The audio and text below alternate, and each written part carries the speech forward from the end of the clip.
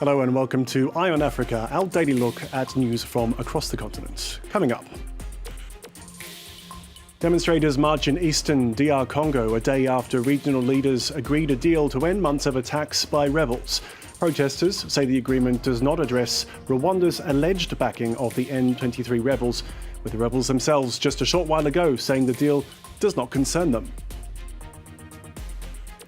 An Algerian court sentences 49 people to death over the lynching of a man who was falsely accused of starting deadly forest fires in August last year. The country has upheld a moratorium on carrying out death penalties since 1993.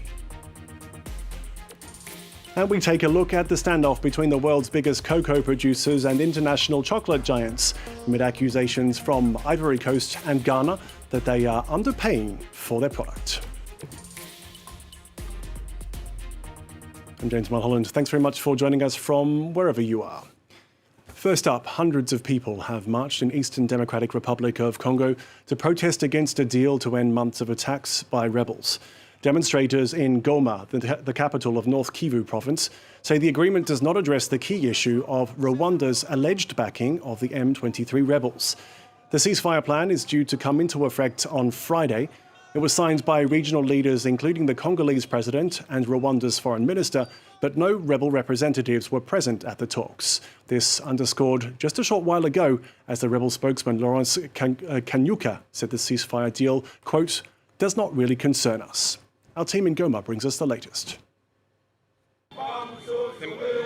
Fed up, hundreds of demonstrators took to the streets of Goma in eastern Congo on Thursday, lashing out at what they see as the failings of the international community in tackling the rebel insurgency in the east. The international community is practicing double standards. Today we urge it to call out Rwanda and to tell it to remove its forces, namely the M23, but also its army, the Ugandan army, and all its allies who are present on our territory. Flanked by police, demonstrators marched towards the French and British consulates. The demonstration comes after regional leaders on Thursday announced a ceasefire in eastern DRC. It's due to come into effect on Friday. It calls on the M23 rebel group to lay down weapons and withdraw from the territories it has occupied. Civil society groups in North Kivu, a province where the M23 has seized large swathes of territory, are skeptical. We are sick of it. Our country has already signed so many agreements, it's taken part in so many dialogues, but people continue to flee. They're being housed in camps, and we're not receiving any help. We need peace and security. It's our right. The international community must stop with this hypocrisy. Another bone of contention, a UN Security Council resolution which obligates arms suppliers to notify the Council about supplying weapons to DRC government troops. Demonstrators say this is tantamount to a weapons embargo, preventing the DRC from defending itself against the M23. 2 days ago, the Council said it was willing to re-examine the resolution. In Algeria, 49 people have been sentenced to death over the lynching of a man who was falsely accused of starting deadly forest fires in August last year. 28 others were jailed for 2 to 10 years without parole. 38-year-old Jamel Ben Ismail had gone to the northern Tizi Ouzou region to help fight the blazes, which killed at least 90 people nationwide. He was beaten to death after he turned himself into police.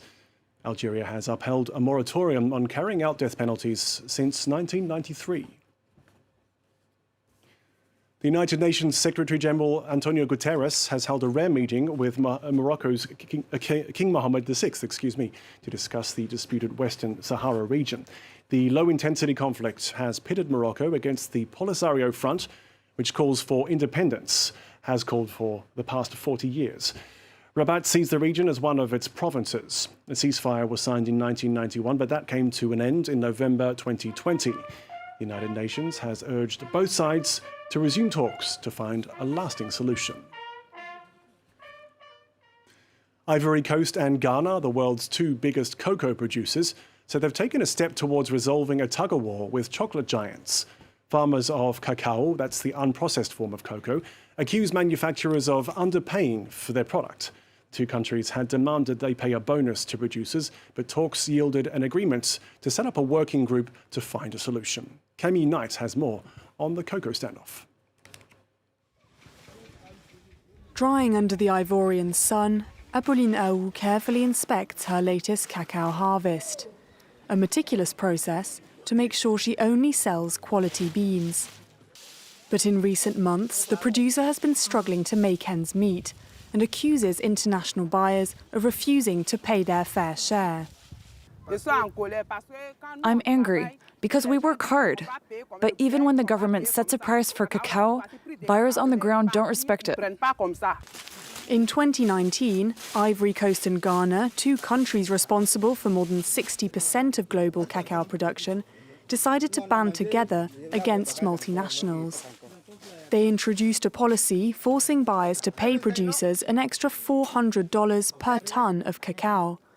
But farmers say chocolate makers are not respecting these engagements.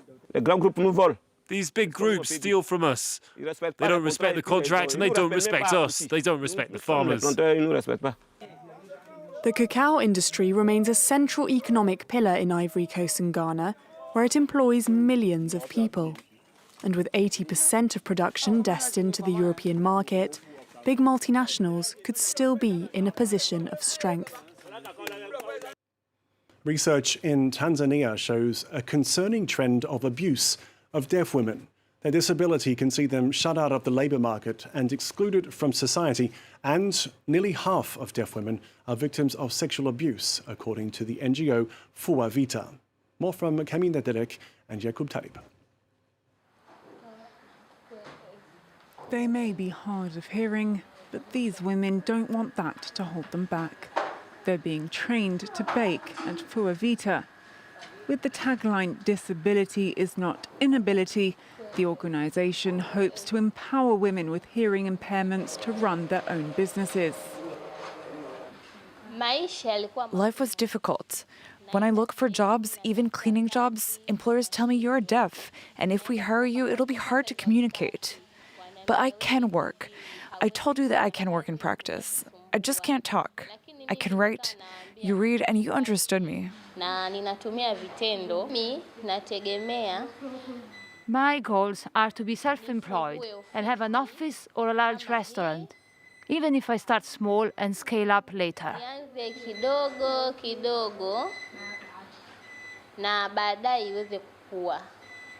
Services and support for women hard of hearing are few and far between. Police and hospitals don't have interpreters, so if these women need the services of one, they would have to pay for it out of pocket. That isolation can make hearing-impaired women easy prey, and around half of them have been victims of sexual violence, according to Fua Vita. The organisation also provides sexual health services and teaches women about their rights. The founder warns that many are being let down. The deaf community is considered a disability group, but they are still left behind in a way that other groups aren't. There are visually impaired people and people with albinism in parliament, but no hearing impaired people. The problem is lack of communication. That's why we go door to door to mobilize the community. Fua Vita believes once these women achieve economic empowerment, they'll be able to not only stand up for themselves, but benefit their entire communities. Now to Sudan, which has a tradition of handcrafted metal jewellery and artefacts dating back centuries to the Meroitic period. Today, it's still an important feature of weddings and special events, but the country's dire economic situation and an influx of cheap reproductions has put the craft under threat. Interior designer and collector Nesrine Omer Suleiman Koko says the tradition must be kept alive for future generations. Sudan is a country rich with cultural diversity. Our civilization is more than 7,000 years old. We have a history of arts and jewelry for Sudanese women dating back more than 7,000 years. Many Sudanese jewelry from the Meroitic culture uses the figure of the crescent.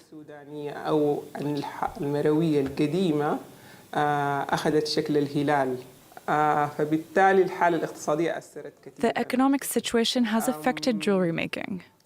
Also, times have changed. Nowadays in weddings, you find brides wearing Indian or Moroccan attire. Why don't we maintain our traditional attire and add some modern touches to it?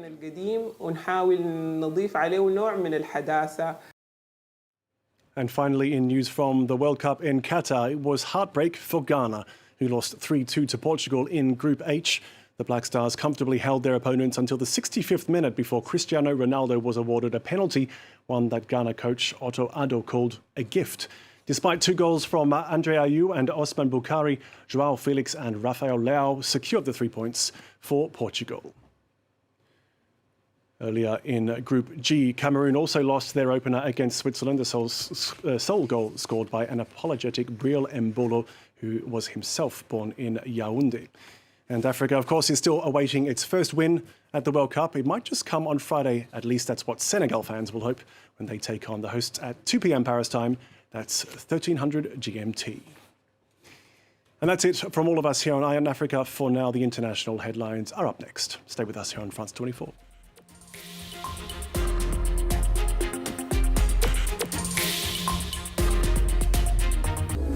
For over 20 years, El Salvador has lived in fear of extremely violent gangs known as the Maras, armed groups who target all sections of society.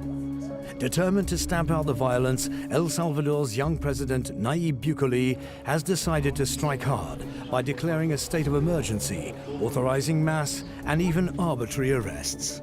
Desde el 6 de junio a esta fecha, no sabemos el motivo, causa o razón por la detención de él. Suponemos que pudo haber sido por los tatuajes. Hubo un día, creo que fue el miércoles pasado, se capturaron 1090 pandilleros en un día.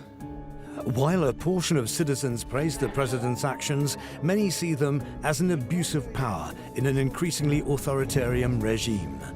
Don't miss Reporters on France 24 and France24.com. On France 24, watch exclusive interviews with the world's most influential personalities. We need to act together because we're protecting our freedom. Encounters with key political leaders.